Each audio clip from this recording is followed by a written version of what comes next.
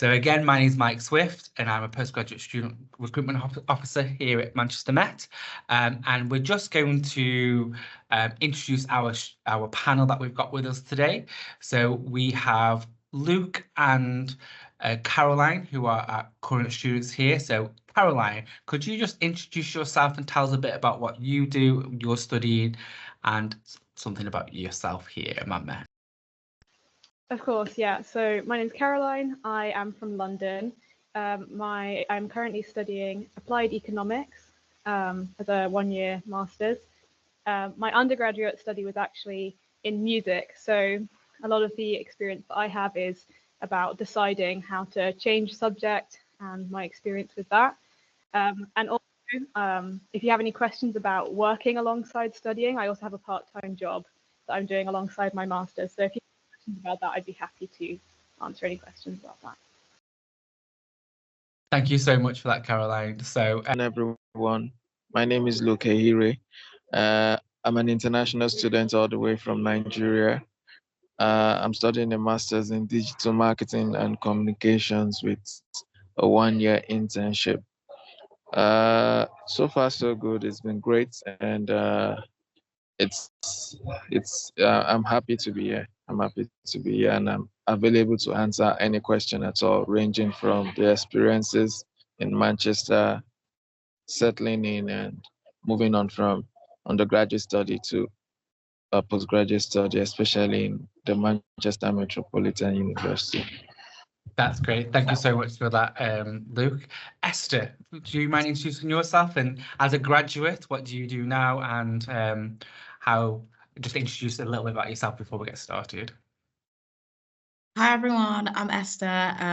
I graduated last year doing my master's in creative writing, and now I actually work at MMU in the alumni and development team. So I didn't do my undergrad at Met. I did it at a different university.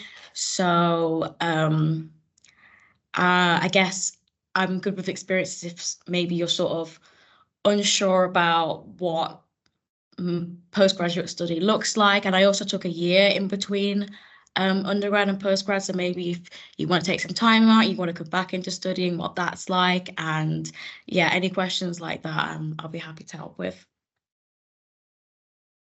Thanks for that, Esther. And Kate, I'll pass it over to you. Hi, good afternoon, everyone. My name's Kate, and I work at Manchester Met as a senior academic and study skills tutor. So the team that I'm part of, Learner Development, we provide support for students around things like developing academic and study skills. So that can be lots of different things. So we offer workshops and webinars on lots of different topics relating to studying. So it could be writing, it could be other things.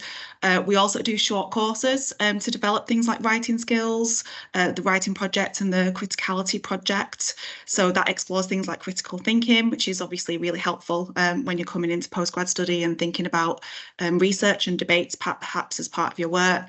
And we also offer support for students, one-to-one support, feedback on writing, and plenty of resources too that you can access independently. So if anyone's got any kind of questions around studying at postgraduate level or the type of support that's available, I'd be more than happy to try and answer those. Thank you. Thank you so much for that, Kate. So let's get started with some questions then. So we have had some questions already come through. And I think what you said, Caroline, at the beginning about having working. So how do you manage doing a full-time course, because you're on a full-time course, and with part-time work? So how do you manage that time with you? So the job that I have is actually only about 10 hours a week. So they're pretty flexible and I can spread it as I like. So it was easy to make sure that I was obviously working on days where I wasn't studying. It's mainly just about managing your time really carefully, I think. Planning your week in advance and knowing when you need to be in uni, what work you need to get done. At the start of every week, I would write a list of like all the reading that I needed to do, or if I had any tasks that I needed to do, and then sort of figure out what time I had allocated and just planning it in advance. Yeah, I don't think it's too bad. I think it's quite easy to have. Most people that I know on my course have some kind of part-time work as well. I think it definitely is something that is achievable. Another option is MMU offers like a jobs for students thing where you can sign up for occasional bits of work, and that is really good because they're usually quite short and you can basically tailor it to suit you, and it's nice to have something that's offered by the university. So yeah, I think that's a really good way to also bring in a little bit of extra money if you need that. Yeah, definitely. So we run part of a postgraduate student ambassador scheme, so we do offer jobs every so often, ad hoc casual work as well with the university. Yeah, so that's wonderful. Caroline, you just said something about your days in university, and we've had a question about how the timetabling works for your course. So I know you're specifically in applied economics, but how does your timetabling work for your course? So my course, it's actually been really well organized. It's been the same 2 days throughout the whole year. So I always was in uni on a Monday and a Tuesday, and it would be a full day. It was quite an intense day, but for me that worked a lot better than having it spread out through the week. I think it does vary a lot from course to course. Sometimes they have sort of lectures here and there, but for me it was all concentrated on 2 days. Fantastic. And how about your course, Luke? How is yours spread out? And do you work part-time at all? So for me, I work part-time as well. Most of my jobs come from the Jobs for Students platform, and my course, I do it 3 times a week, comprising of 2 full days of lectures and a couple of seminars rather. Then the last day is just a couple of seminars as well. So, but like I said, most of my jobs, I get them from the university. So there's a platform on the Manchester Metropolitan University. It's called the Jobs for Students. So you could register as an undergraduate student ambassador, or you could also register as a postgraduate student ambassador. So it allows you to, for postgraduate, there's always jobs available. And not just that, you could get, if you're feeling confused about a couple of things, there's the career hubs there, there's the student hubs there to guide you on how you could tap into the numerous opportunities that Manchester itself has to offer in terms of student jobs. So there's really nothing to worry about in terms of balancing schoolwork and in terms of balancing work together with schoolwork. Yeah. So I think what's coming across clear from both of you there is organisation of time. Organising your time can be quite difficult, especially if you're coming from an undergraduate to a postgraduate and knowing that you've got to juggle those things. Is that something that the university can help with, Kate? Absolutely. I think with study skills, sometimes the first thing that pops into your head around study skills in uni, you think about writing and those types of skills, and obviously they're very important. They're kind of part of the assessments that you will do. But our team also offer support around things like managing your time and managing resources. So that can include things that you might do that can be perhaps sometimes quite time consuming. So perhaps managing wider reading that you do, or tips for kind of smarter note making. So we offer a range of workshops that are available to all students to attend. So some of those are open to all students, and some have a specific postgraduate focus as well, to really support those students that might be navigating that step up. Because absolutely, managing your time and your independent study is a key part of that. But there's lots of support available in workshops and webinars, or even a one-to-one appointment with a study skills tutor that students can access. Yeah, that's great. With the university, you mentioned there about the jump up from undergraduate to postgraduate, and how which is level 6 to level 7 study. How did you find that? I'll go to Esther first. How did you find jumping from undergraduate to postgraduate study, and how was that different for you? Sort of the level of academic writing that you needed to perform at postgraduate. For me, it was I guess because I took a creative subject, there were elements that were more creative, but when it came to essays and stuff like that, I did find there was a much larger sort of level of flexibility that there was in what I could write about and the topics I could discuss. It was very much like I just had to sort of okay the title with my lecturers, and I could basically write whatever I wanted. But yeah, I definitely found there was a lot more freedom and flexibility to sort of explore what I wanted to write about. And I mean, as long as it's, relevant to what we were talking about and studying, yeah, I found it a lot more freeing to be able to sort of take the reins on what I wanted to do. And I know it will be different for different subjects, but I think for a creative one, it was really nice to not be sort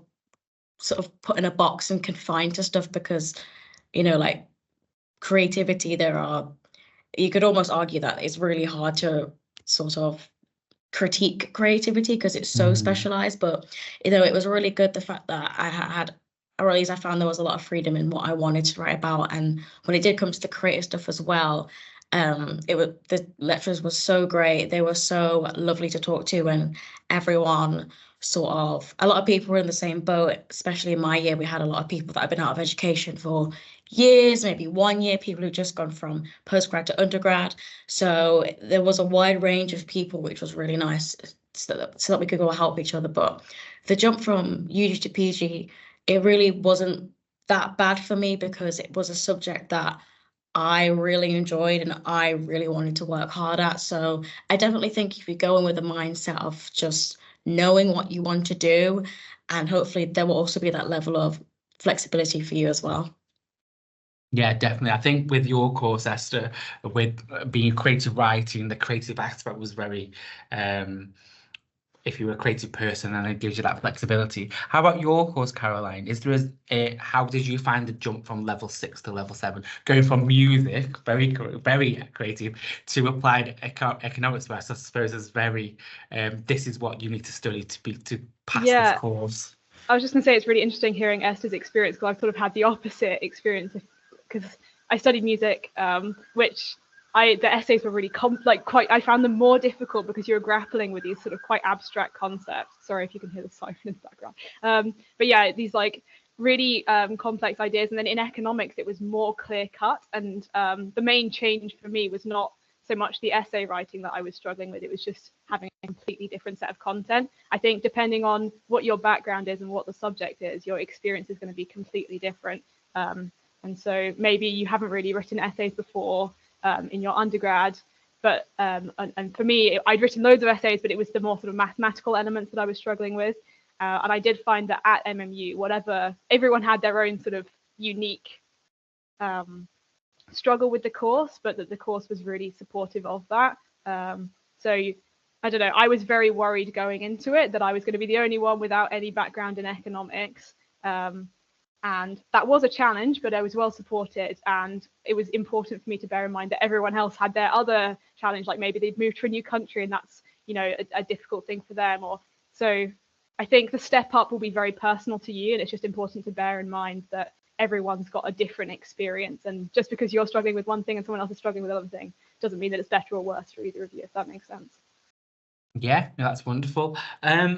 Kate, going back to you, they mentioned there, so both mentioned about support around writing and any different need. It's a general workshop, but you mentioned one-to-one support. So if you were struggling, how would you go around getting that one-to-one support?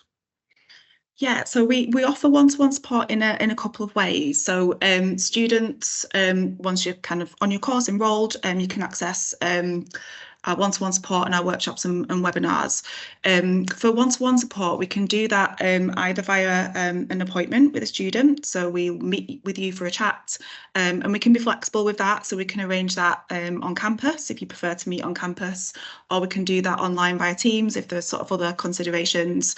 And during that appointment, we can perhaps talk about something that you might be working on.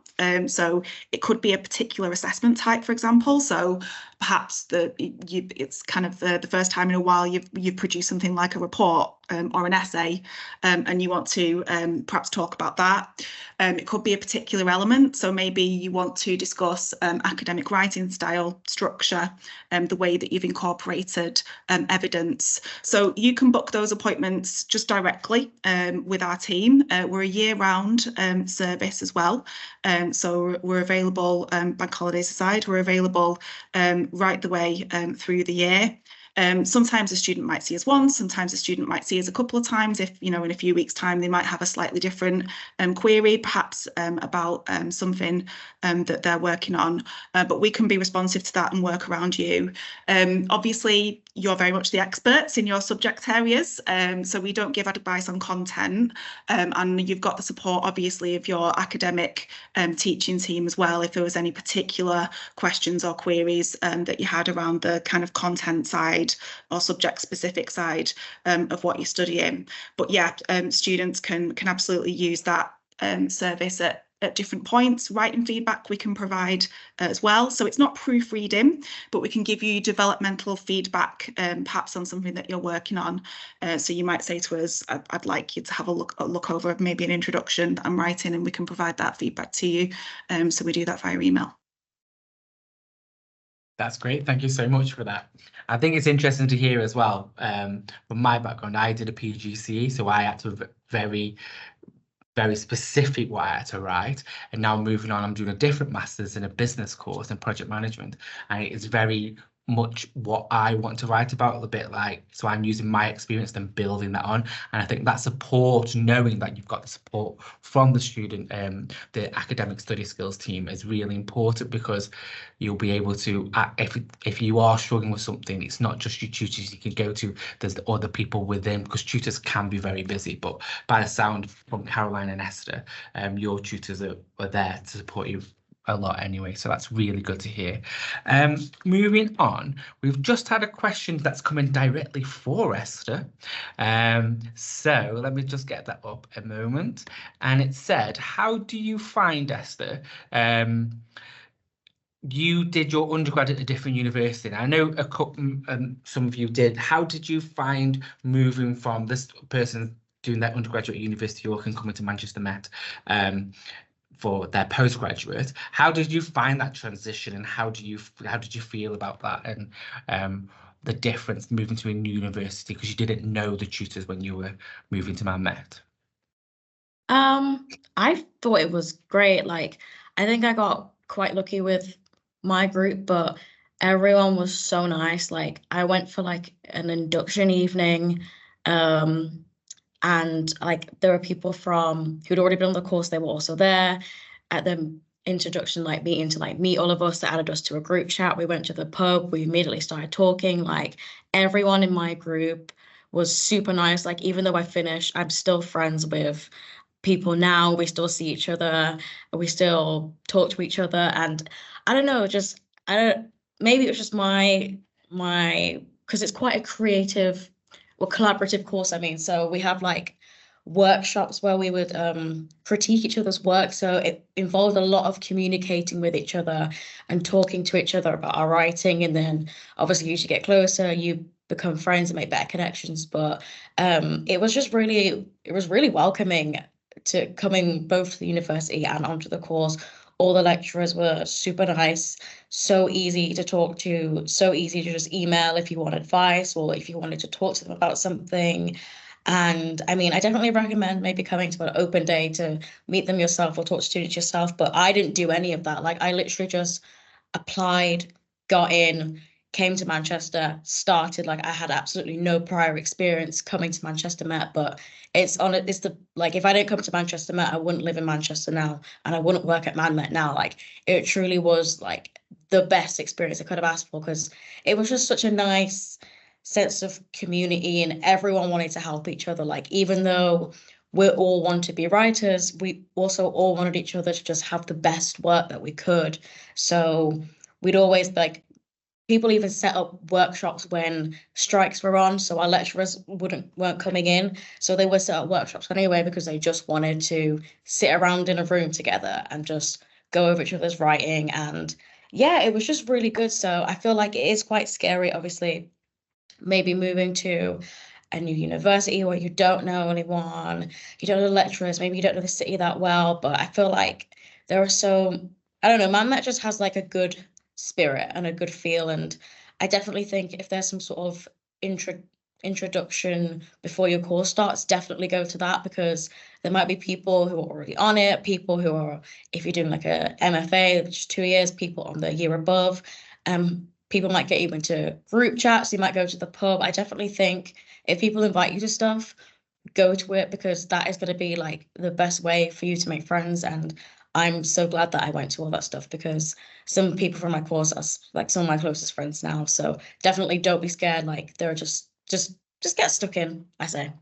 Great advice, brilliant. And I think it's really important because what we do try to do here at Manchester Met is create a sense of community and belonging, and that sense of being as part of your course mates. I think that's really important. It's really glad to hear that that was your experience too, as Esther. So I think that's really important.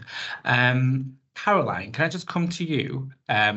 I know you mentioned before, I hope you don't mind mentioning that because you did swap your course, you have felt a bit of an imposter syndrome. How did you overcome that, and how did you sort of think, oh yeah, I know what I'm doing now in here? It was something that once I was actually at the university and actually have it sitting in the classes, it sort of went away by itself, to be honest.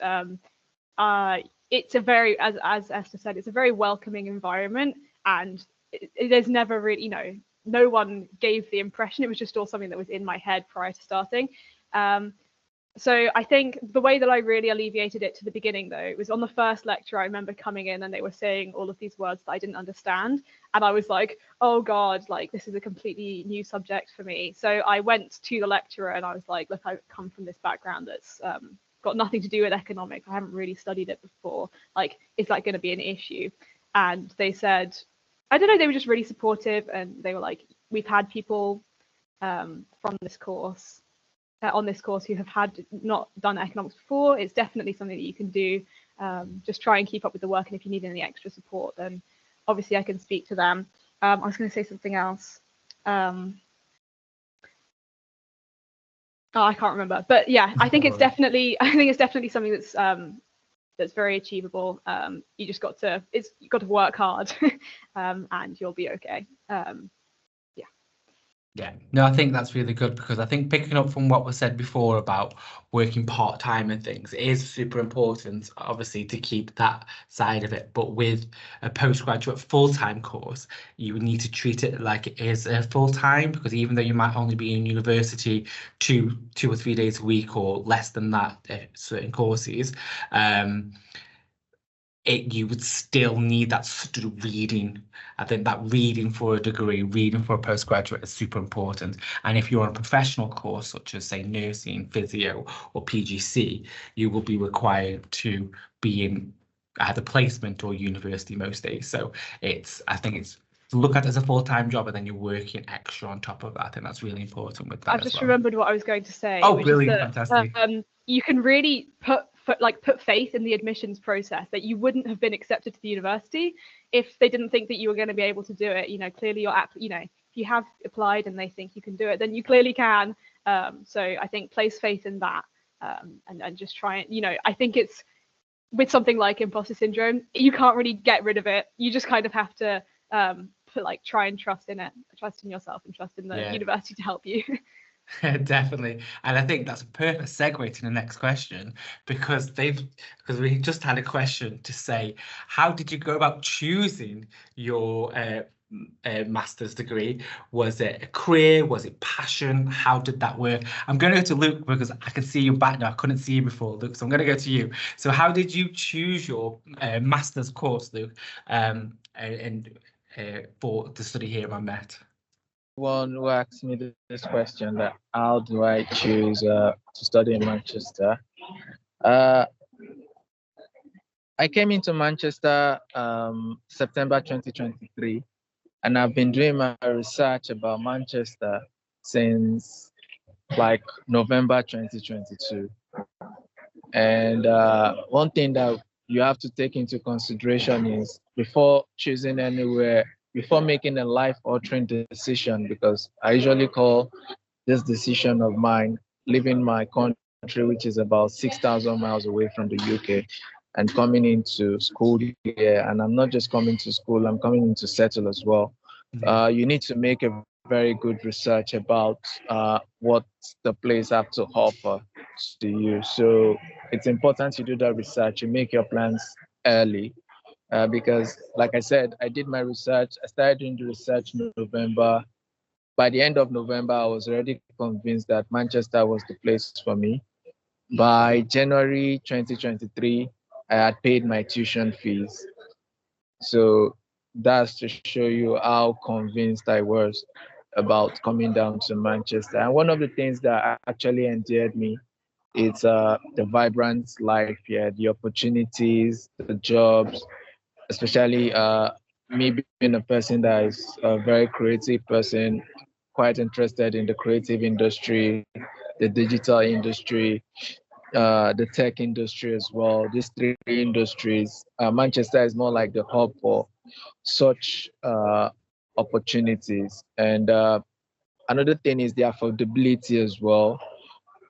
And lastly, as regarding Manchester Metropolitan University itself, I think is the education that it offers to its students as students, because the education is sustainable. About just going to the class, you'll be paired with like industry professionals. So it's more like an IT in a course. So that's just one of the reasons why I actually chose ManMet. And by the end of your course, a whole lot of graduates get to become, the employability percentage is very high when it comes to Manchester Metropolitan University. So that's also one of the things that actually endeared me towards the school. Yeah.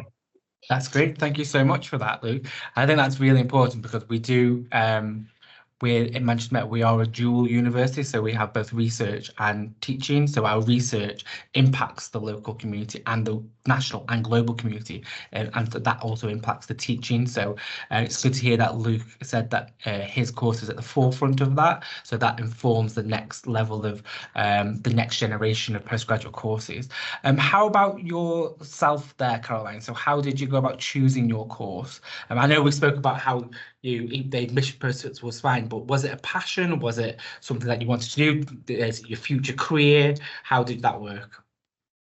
Yeah, so when I finished my music degree, I took a year out to work and I just did a sort of quite basic admin job while I sort of figured out what I wanted to do next, because music is like obviously a massive part of like my interest and what I enjoy doing. But I couldn't really, when I looked at the jobs that were available in music, none of them really stood out to me as something that I would be good at or that I really wanted to do. So yeah, it was sort of both really. I wanted to do something that would give me better employment opportunities, and I looked into jobs that I thought I would be interested in and realized that I was definitely not qualified to do them. So it was figuring out what qualification would I need to do the jobs that I was interested in. But also, I mean, I didn't think just about employability.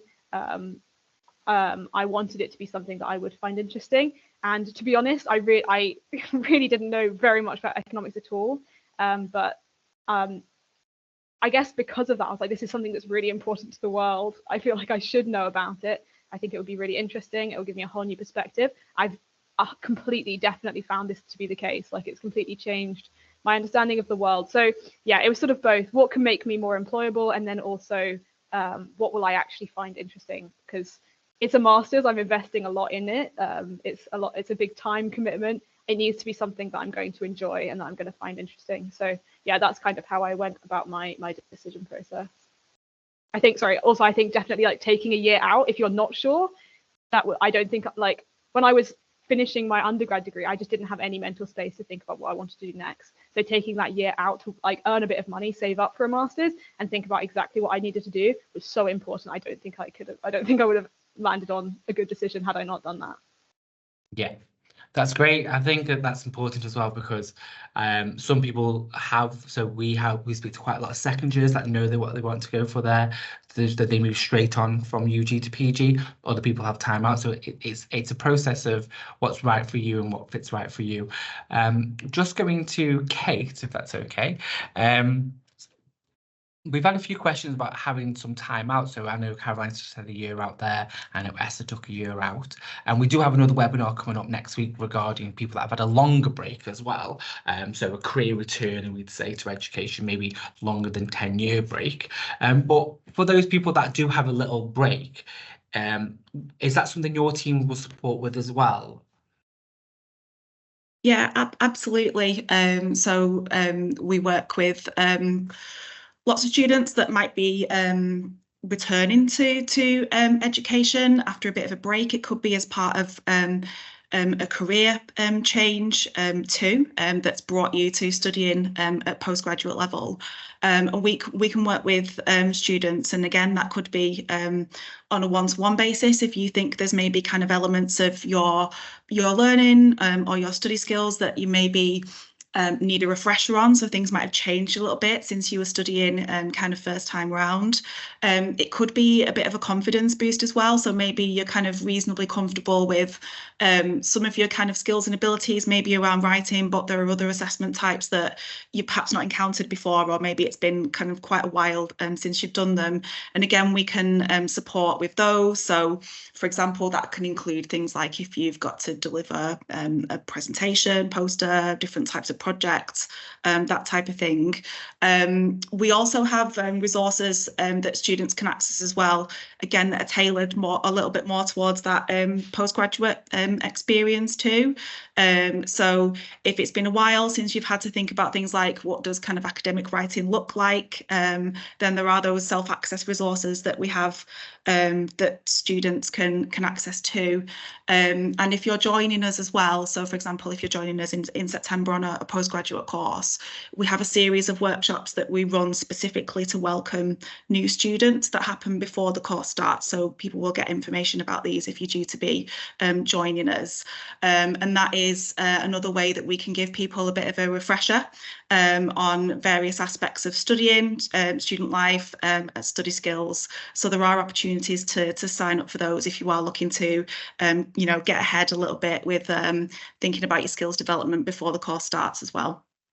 That's great. It's a perfect segue to the next question, because one of the questions I was going to ask was, is there anything people can do beforehand?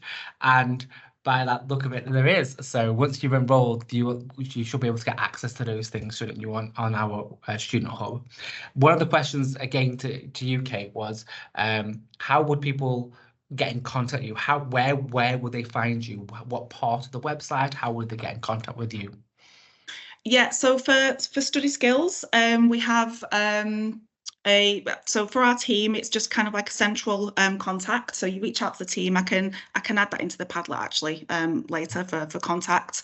So via the MMU website, if you search for study skills, you'll find our page. It's got lots of information there on what we do and including how to contact us.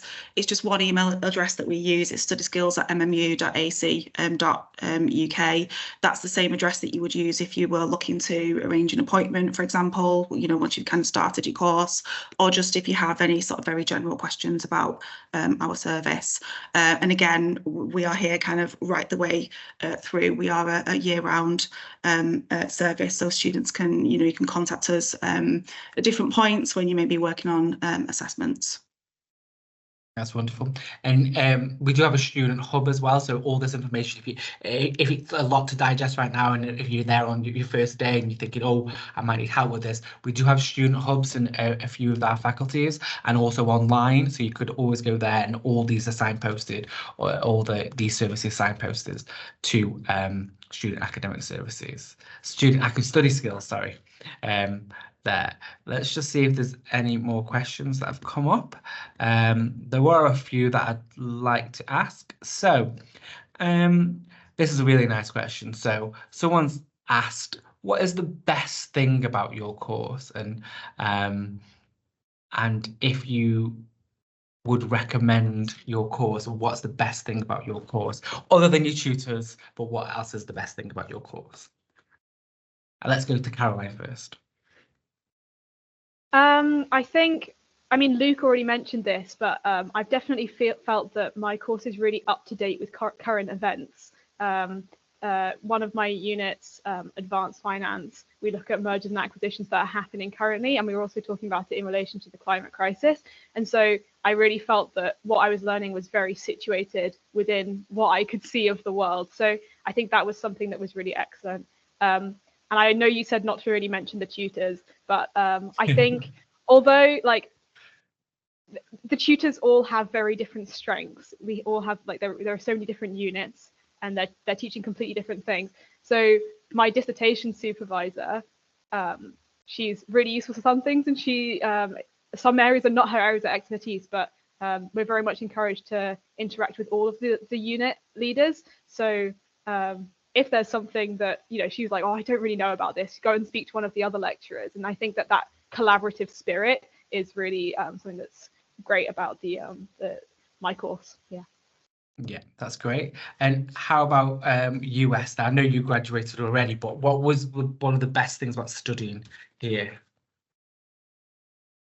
About studying. It sounds And your course in general, not just studying. Honestly, the people. Like I said, I think I was just really lucky that the group of people I was with, everyone was really supportive of each other, and we all just really wanted to see each other succeed. And yeah, like I don't think it would have been as easy or as fun to be on a course where people are literally critiquing the stuff that you write about that might be really deep and personal. Quite personal, yeah. Yeah, if I didn't have if everyone wasn't really nice and I didn't have like really good friends. So I definitely think the community aspect was really great for me and is what has kept me in Manchester, definitely. That's great. And how about you, Luke? It keeps up to the trend, and the course content is actually iterative. I mean, what has been taught a couple of years back is kind of like being updated, being changed to keep up with whatsoever thing is happening in the industry. But that's all about that. One of the things I'm actually happy about my course is the fact that we get to work on live projects, and these are not just mock projects. These are live projects. Like our inputs are very much well respected. We get to have feedback, and we get to take credits for our creative work as well. I'll give an example. The forthcoming 2025 Manchester International Festival, the present cohort, the September 2023-2024 digital marketing and communication students actually wrote the digital strategy in collaboration with Factory International. So we actually wrote the digital strategy for the event, and I think that's a massive boost to our CV or our LinkedIn profile. Another thing is industry events. Like for example, today, about like a quarter of our students of my course-mates are actually at one of the biggest marketing agencies in Manchester. They actually invited us over, and they did an open day exclusively. Want to give preferences to Manchester Met graduates before they even consider other schools. So that should be something that whoever is here is trying to look at when coming for a postgraduate study. So the last thing, as you can see, I'm currently at one of a digital agency right now. They actually handle a whole lot of big projects as big as Marvel, the Marvel movies that we know about. So that is something the course has given me an opportunity to witness. That's extracurricular learning in addition to what I'm being taught in the class, in addition to the project I've worked on. So this is a collaboration between my department, the RISE program, and Manchester Metropolitan University itself, together with the organization Chat Futures. So that's one of the things you get to enjoy as a student of Manchester Met, because so far the boot camp is very great. Get to meet like, so far so good. In the last 2 weeks, I've met over like 20 different marketing agencies. They've come to talk to us about how they work on their marketing briefs, how they do a whole lot of things, their strategy. At the moment, we have to create a brand and create some objectives and all that. So all of these things culminating together kind of like gives you the positives, and it makes coming down to Manchester Metropolitan University worth it. It makes it worthwhile. Yeah. That's great. I think that's really important, especially because Manchester Met, we aim to drive things forward, especially for the Northern Powerhouse. So I think that's really important. For Greater Manchester alone, we like to we look at employability, we look at businesses within Greater Manchester for then create opportunities for our students, because that's where we want to make a difference, not just locally and nationally, but using Manchester on a global scale. And that's why it's great to hear from all three of you about that we are doing that as a university. I've just got a really nice comment and question for you all here. So someone said on the Padlet that they really want to study an MSc, and they were quite nervous about applying, but after hearing you, they feel much more confident, and they feel confident that Manchester Met is the place for them. That's really lovely to hear, just from what your experiences and sharing your experience. But they did ask a question. If you had advice for the personal statement, how would you go about doing that and writing the part of the personal statement, and how did you go about that? If I pose that to Caroline, is that okay? Yeah, so obviously it was quite different for me, as I keep talking about. I've never studied it before, so it wasn't like I had a sort of whole undergraduate degree worth of like experiences to talk about. So what I focused on in my personal statement was the links between the two subjects that I thought of, which was might seem a bit random because it's music, but you know, they've got certain like analytical I'm really interested in analytical thought processes, so that's kind of what I emphasized. And I did try and do a little bit of reading about the subject first as well, so that I could be like, well, I've read this book and this particular bit of it I found really interesting. I'd be really interested to learn more about that on the course. And then I think also so I think that's kind of it. You've just got to explain why you're really interested in the subject and be as convincing about that as you can. And just because, I don't know, if you are coming from a different subject, which I know not that many people do, don't be intimidated by that. I certainly was. There's no need to be. You can still demonstrate interest even if you haven't studied it before. So yeah, don't be too intimidated by that. That's great. Thanks for that. Can I just go to Esther, please, and just ask how did you access the career service, or how did that was that for you finding a job after graduation from a master's course?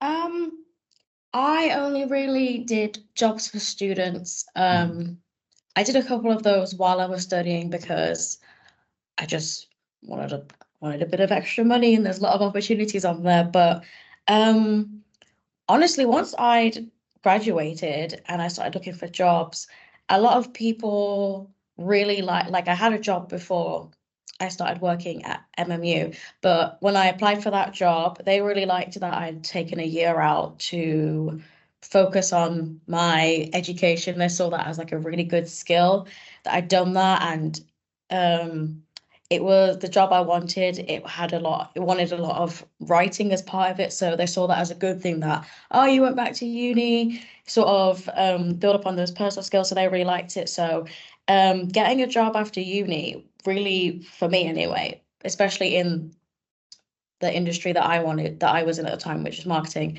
they saw it as like a really positive thing, and it wasn't that hard. And then even after that job, when I'd finished that job in like September and I started working here in November, again, not only am I an alumnus here, but also I suppose I was able to tailor it towards the job I wanted. So I definitely think that a master's degree does show that your commitment to learning, your commitment to bettering your skills and bettering yourself. And, you know, sometimes depending on the job you want, it is like mandatory to get one. But even if it's not, I think it just shows like a great commitment to education and wanting to build on skills, and the skills that you learn during your master's degree are always going to help towards something. So I definitely think that there are ways to sort of make it appeal to the job market.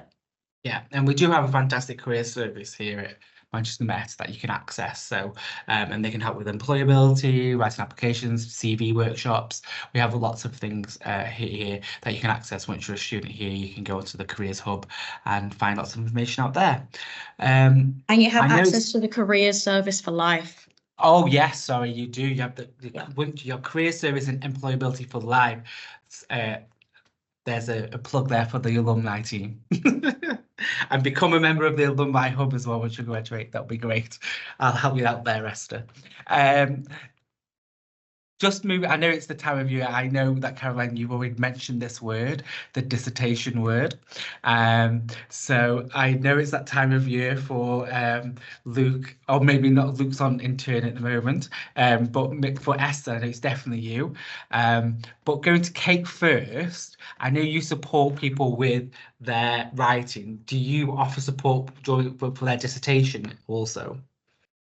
Yeah, we absolutely do. And again, we do that in a few different ways. So that can be one-to-one if a student wants to get in touch with us for dissertation support. What we do complements the support that a student might get as well from the department. So you will usually have a supervisor for your dissertation, and you have a number of meetings with your supervisor where you can get kind of feedback or a steer from them on your particular subject area. So what quite a lot of students like to do is to use our kind of provision to complement that. So you might have a meeting with your supervisor, may make some recommendations, you might do a little bit of work on that, and then you might come and discuss some work that you've done with us, perhaps with some feedback on that, or for some pointers. As part of our workshop series that we run throughout the year, obviously at certain times of the year, there's lots of people are working away on dissertations. We actually have a suite of workshops that are dissertation focused. So right from choosing and focusing on your topic area through to how you might do your research and read literature and manage that, and how you might write up results, and just managing that whole dissertation process as well. So there's a suite of workshops that you can opt to attend to boost your skills. And we do work with your teaching team as well. So as much as dissertation work is about being kind of independent, you're not completely sort of like left to it. We do sometimes work in partnership with an academic department who might invite us in to do some particular input with a cohort of students to help you really get ready and make you feel confident for getting on with your dissertation. Thank you so much for that, Kate. And Caroline, as you're in the midst of writing yours now, you mentioned a dissertation supervisor. How does that work? Yeah, so I mean, my dissertation is to write over the summer, right? So it's unlike in an undergrad where it's due at the end of the academic year. We have this summer to write our dissertation. So to be honest, I'm quite in the early stages, having just finished my assignment. My supervisor has already been really helpful, though. She checks in with me regularly. I think the biggest mistake that you can make with a dissertation is not to make use of your supervisor. They are so important. I've only met mine a couple of times, and already she's completely she's really guiding me so well. So yeah, and like I said before, anything that she thinks that I could get better from, that's not her area of expertise, she definitely encourages me to speak to the other members of staff on the faculty. So yeah, I think that's it's really good. I have also been to one of the study, I think it was a webinar that Kate mentioned about writing the literature review. I've never written a literature review before, so I had no idea how to go about that. So that was something that I attended these sort of study sessions, and I found that really helpful as a guiding point to get me started. And then finally, my final thing I wanted to say was before classes ended, we had a couple of sessions organised by the economics department as well, where they also gave us some instructions specific to the course. So whereas something like what Kate's mentioned might be quite broad and encompass all of the dissertations, we had specific economics ones as well, which was really helpful. That's great. Thank you for that. So I think we're coming to the end of our webinar now. And I'd just like to thank our panel. You've been such a great help. And I keep seeing love hearts and thumbs up and claps on the stage going up on my screen. So it's fantastic. So it looks like you've been really helpful. Kate, thank you, Caroline. Thank you, Esther. Thank you, Luke. You've been so helpful.